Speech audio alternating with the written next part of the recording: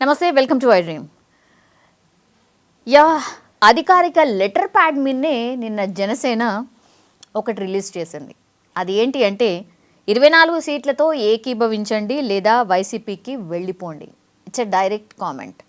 కార్యకర్తల్ని ఉద్దేశించి జనసేన అధినేత పవన్ కళ్యాణ్ చేసినటువంటి కామెంట్ ఇది.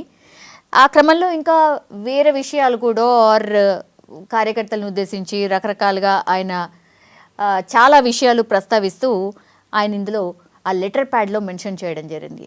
మాట్లాడడం మనతో పాటున్నారు వైసీపీ అధికార ప్రతినిధి హనుమంత్ రెడ్డి గారు. సార్ నమస్తే. సార్ నమస్తే మేడం. మీకు ఐ డ్రీమ్ ప్రేక్షకులకి అందరికీ నమస్కారం.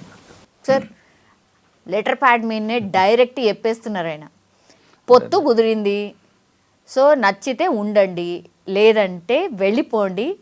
వైసీపీలో ఏముందిలే మేడం, గతంలో కూడా ఇంతకుముందు ఏదైతే ప్రశ్నించడానికి పార్టీ పెట్టిన పవన్ కళ్యాణ్ ఆయన కార్యకర్తలు, జనసేన కార్యకర్తలు, జనసేన నాయకులు అలా ఎలా అవుతుందని ప్రశ్నిస్తే, నన్ను ప్రశ్నించడానికి మీరెవరు, నన్ను ప్రశ్నిస్తే మిమ్మల్ని వైసీపీ కోవట్లుగా చూస్తాను అని గతంలో పార్టీ పెట్టినప్పటి నుంచి అదే మాటలే మాట్లాడుతున్నారు.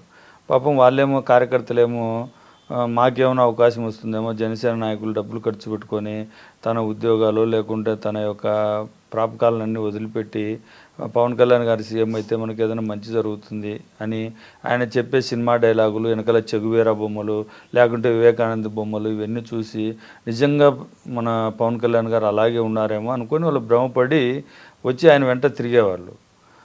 అలా చెయ్యకుండా ఆయనేమో వెనకాల చెగువేరా బొమ్మ పెట్టుకుంటాడు, మనసులేమో చంద్రబాబు బొమ్మ పెట్టుకుంటాడు.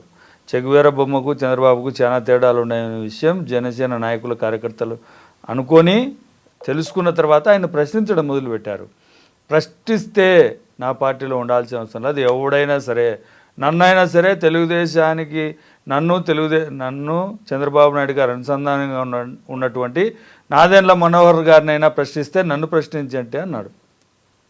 అదే నాదెండ్ల మనోహర్ గారు 2019 ఎలక్షన్లో ఎమ్మెల్యే టికెట్ ఇస్తే కనీసం 10,000 ఓట్లు కూడా తెచ్చుకోలేని పరిస్థితిలో నాదెండ్ల మనోహర్ గారు ఉంటే, నాదెండ్ల మనోహర్ కంటే 3 రెట్లు 4 రెట్లు తెచ్చుకున్న ఎమ్మెల్యే అభ్యర్థులు జనసేన పార్టీ తరఫున పోటీ చేసి వాళ్ళకు కూడా ఎక్కడ స్థానం లేదు. తన పక్కన నాదెండ్ల మనోహర్ తప్ప ఇంకా వేరే వాళ్ళు ఎవరు కూర్చోనికి లేదు. మరి ఇది ఎటువంటి అనుబంధమో తెలియదు. కానీ అలాగే పొత్తులో మీరు అన్నట్టుగా 24 సీట్లు ప్రకటిస్తే దాంట్లో కూడా వాళ్ళిద్దరి మధ్య ఎలా ఉంది చంద్రబాబు నాయుడు గారిది పవన్ కళ్యాణ్ది అనుబంధం ఏంటంటే, ఆయనేమో లెటర్ ప్యాడ్లో తీసుకొని 94 సీట్లు ప్రకటించాడు. ఈయనేమో చిన్న మట్కా సీటీలు రాసే ఒక పేపర్లో 5 పేర్లు రాశాడు. చిన్న 5 పేర్లు రాసి ఒక చిన్న పేపర్ ముక్కలు 5 పేర్లు రాసి నా అభ్యర్థులు అని అంటున్నాడు. అంటే పవన్ కళ్యాణ్ గారికి పార్టీ పెట్టి తన యొక్క జనసేన కార్యకర్తలను, జనసేన నాయకులను, ఏదైతే కాపు నా వెంట నడిచే కాపు సోదరులందరినీ తెలుగుదేశం పార్టీకి అమ్మేశాడనే విషయం మొన్న అందరికీ బహిరంగంగానే తెలిసిపోయింది. మేము ఎప్పుడు చెప్తా ఉండేదే ఆయన బహిరంగంగా బయట ఉన్నారు. ఎందుకంటే మనసులో ఉండేది ఎన్ని రోజులు దాగి ఉండదు, మనసులో ఉండేది నటిస్తామంటే అది జరిగిపోయేది కదా, ప్రకృతి కూడా దానికి తగినట్టుగా. కానీ కార్యకర్తలే కదా సార్ పార్టీని ముందుకు తీసుకువెళ్ళేది. కార్యకర్తలనే ఇట్లా అంటుంటే ఎవరుంటారు సార్? మరి మేడం, కార్యకర్తలతో తన ఓట్లను తెలుగుదేశం పార్టీకి వేయించుకోవడానికి మాత్రమే పవన్ కళ్యాణ్ గారు పనిచేస్తున్నారు తప్ప జనసేన పార్టీని వృద్ధిలోకి తేవాలని ఏ రోజైనా అనుకుంటుంటే 170 సీట్లు ఉంటే ఆంధ్రప్రదేశ్లో 175 నియోజకవర్గ ఇన్ఛార్జీలను పెట్టాలి కదా, మండల ఇన్ఛార్జీలను పెట్టాలి కదా, గ్రామ స్థాయిలో జనసేన పార్టీని తీసుకెళ్ళాలి కదా. వాహనం ఎక్కి అప్పుడేదో వస్తుంటే ఒక లారీ ఎక్కి వచ్చా అంటే దాన్ని ఎవరు రా మమ్మల్ని ఆపేదని సినిమా డైలాగులు చెప్పాడు. రోడ్డు మీద అడ్డంగా వండుకున్నాడు. ఎవరన్నా ఆపారా? ఆంధ్రప్రదేశ్లో ఏ ఒక్క పోలీస్ అన్న ఆపారా? మరి ఎందుకు ఆపినావు? 365 రోజులు, దాదాపు 400 రోజులు అవుతుంది. సంవత్సరం 2 నెలలు, సంవత్సరం 3 నెలలు అవుతుంది. 10 రోజులు తిరిగినాడు. అదే వాహనంలో 10 రోజులు తిరిగినాడు. ఆ రోజు విపరీతంగా డైలాగులు, వాలంటీర్లు ఇది చేశారు, అది చేశారు, దాదాపు 40,000 మంది 30,000 మంది మహిళలను హ్యూమన్ ట్రాఫికింగ్ చేశారు అని వాలంటీర్ల మీద కామెంట్ చేశారు. అవును, నేను అడుగుతున్నాను నిన్ను ఒక క్వశ్చన్. నువ్వు అందరికి ప్రశ్నిస్తూ ఉంటావు కదా, నీ దగ్గర జనసేన అభిమానులు కార్యకర్తలు విపరీతంగా ఉన్నారు, నీకు తోడు తెలుగుదేశం పార్టీ వాళ్ళు ఉన్నారు. మీరు ఇద్దరు కలిసి ఈ ఆంధ్రప్రదేశ్లో 35,000 మంది 40,000 మంది మహిళలు తప్పిపోయి ఉంటే వాళ్ళ కేసులు చూపి బురదజల్లే కార్యక్రమం కాదు. మహిళల పట్ల నీకున్న గౌరవం కానీ నీకున్న చిత్తశుద్ధి కానీ ఉంటే ప్రభుత్వం మీదనో వాలంటీర్లు ఈ విధంగా హ్యూమన్ ట్రాఫికింగ్ చేస్తున్నారని నువ్వు ఒక ఆరోపణ చేశావు. నిరూపించు, తప్పేముంది? తప్పు చేస్తే ఎవరినైనా జైలుకి పంపించాల్సిందే. మరి మీ సవాల్ని ఎందుకు స్వీకరిస్తలేరు ఇప్పుడు? వాళ్ళకు ఉంటే కదా మేడం బురద చల్లేదానికి తప్ప, జగన్మోహన్ రెడ్డి గారి మీద అసూయ ద్వేషాలు తప్ప వేరే ఆలోచనే లేదు. జగన్మోహన్ రెడ్డి గారు నాకన్నా చిన్నోడు, నేను సినిమా యాక్టర్ను, నాకు రోజు 2 కోట్లు ఇస్తాడు, సినిమాకి 50 కోట్లు ఇస్తారు. అయినా నేను సీఎం కాలేకుండా ఎమ్మెల్యే కాలేకుండా నాకన్నా చిన్నోడు అని ఏముంది? ఎమ్మెల్యే నాడు ఫస్ట్ 2010లో ఒక ఎమ్మెల్యే నాడు, 2011లో 12లో 15 మంది ఎమ్మెల్యే అయినారు, మళ్ళా 2014లో 67 మంది ఎమ్మెల్యేలు అయినారు, 2019లో 151 మంది ఎమ్మెల్యేలు అయినారు. నాకు మాత్రం ఒక్క ఎమ్మెల్యే సీటు కూడా రాలేదే. నేను గెలవలేకపోతున్నా అని అసూయ ద్వేషాలు, జగన్మోహన్ రెడ్డి గారి మీద అసూయ ద్వేషాలతో నిండిపోయినాడు. ఎప్పుడు కూడా తాను గెలవాలనుకొని పోటీ చేయాలి, కానీ ఎదుటోని ఓడిస్తానని ఆలోచన చేస్తే మనల్ని ఓడిస్తారు. ఇది ఆయన తెలుసుకోవాల్సిన కర్మ సిద్ధాంతం. కానీ ఇంకోటి ఏమంటున్నారంటే ఆయన పలుకుబడి ముఖ్యం అండ్ డబ్బు కూడా ముఖ్యమే అని అంటున్నారు. అదే మేడం, అసలు అంతకంటే ముందు అసలు డిఫరెంట్ వాయిస్ ఉండే, ఇప్పుడు ఎందుకు సార్ ఇవి? పవన్ కళ్యాణ్ గారు పార్టీ పెట్టినప్పుడు అవినీతి లేని ప్రభుత్వాన్ని, జీరో బడ్జెట్ పాలిటిక్స్ అంటే జీరో డబ్బును ఖర్చు పెట్టకుండా ఎమ్మెల్యే ఎలా అవ్వాలి, ఎంపీలు ఎలా అవ్వాలి అని ఒక మీటింగ్ పెట్టి క్లాసులు ఇప్పించాడు. ఆ రోజేమో పార్టీ పెట్టినప్పుడు అలా, ఇప్పుడేమో చంద్రబాబు నాయుడు గారు అవినీతిలో పిహెచ్డి చేసిన చంద్రబాబు నాయుడు గారు జైలుకి వెళ్తే అతన్ని కలవడానికి వెళ్ళి అవినీతి లేని ప్రభుత్వం తీసుకొస్తాను, అవినీతిలో పిహెచ్డి చేసిన చంద్రబాబుతో కలిసి పోటీ చేస్తానని చెప్పాడు. పొత్తులో ఉన్నా అన్నారు. ఆడికి ఒకదానికి తిలోదకాలు ఇచ్చాడా? ఈరోజు ఏం చెప్తున్నాడు? డబ్బు ఉండే వాళ్ళకు మాత్రమే టికెట్లు ఇస్తాను అంటున్నాడు. నువ్వేం చెప్పావు? నా దగ్గర హవాయి చెప్పులు వేసుకునే వానికి ఎమ్మెల్యే టికెట్లు ఇస్తాను నేను వాళ్ళను అని చెప్పడం కాదు.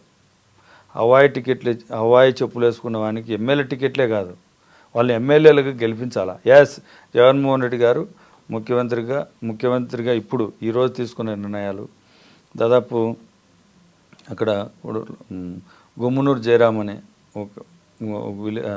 ఆయన మినిస్టర్గా ఉండే ఆయన తీసేసి సామాన్య వైఎస్ఆర్ కాంగ్రెస్ పార్టీ కార్యకర్తని ఎమ్మెల్యేగా నిలబెట్టడం జరిగింది.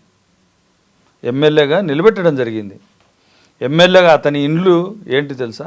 ఇందిరమ్మ ఇండ్లు. ఎప్పుడెప్పుడో రాజశేఖర రెడ్డి గారు ఉన్నప్పుడు ఒక చిన్న ఇల్లు ఇస్తే ఆ ఇంట్లో ఉంటున్నాడు. అతన్ని ఎమ్మెల్యే అభ్యర్థిగా ప్రకటించడం, అది చిత్తశుద్ధి ఆచరణ చేయడం.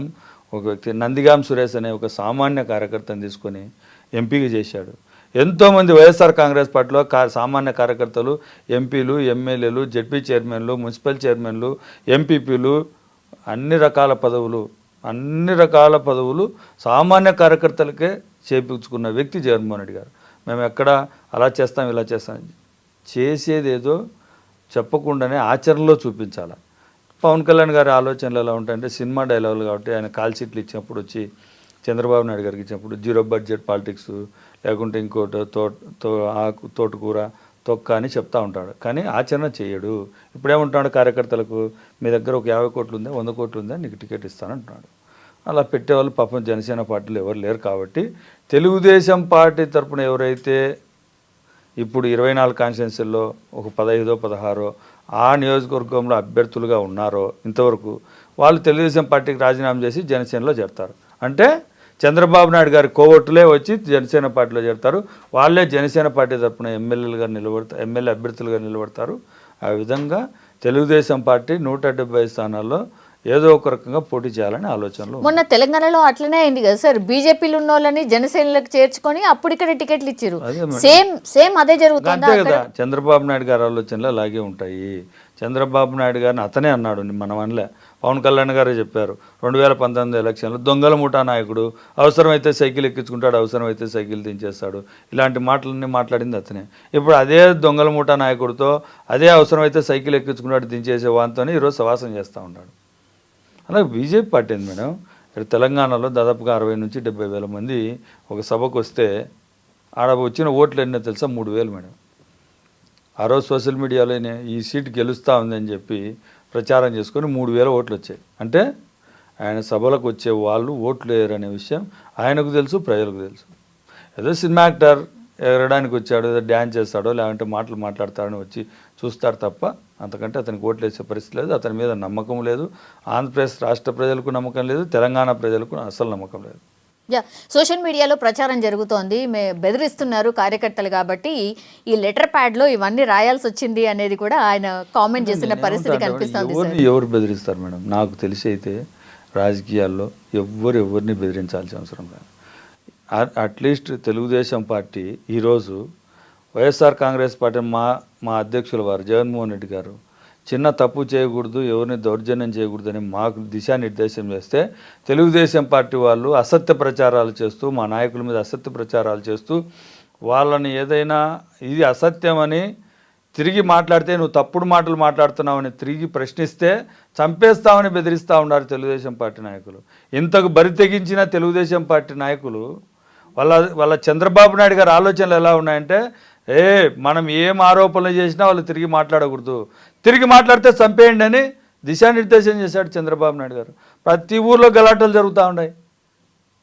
ఇటువంటి ఆలోచనలలో పుట్టిన వాళ్ళు తెలుగుదేశం పార్టీ నాయకులు ఇట్లా తప్పుడు కూతలు తప్పుడు మాటలు మాట్లాడే వాళ్ళందరినీ ఖచ్చితంగా 2024 ఎలక్షన్లో బుద్ధి చెప్తారు.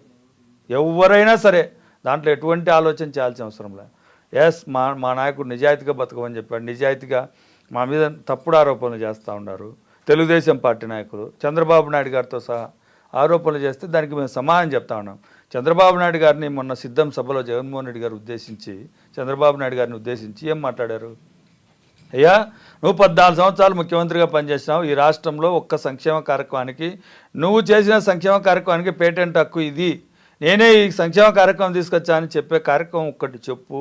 రైతులకు చేసిందా, లేకుంటే వృద్ధులకు చేసిందా, మహిళలకు చేసిందా, ఫలానిది చేశానని చెప్పు అని అడిగితే దానికి ఆయన ఏం మాట్లాడతాడు?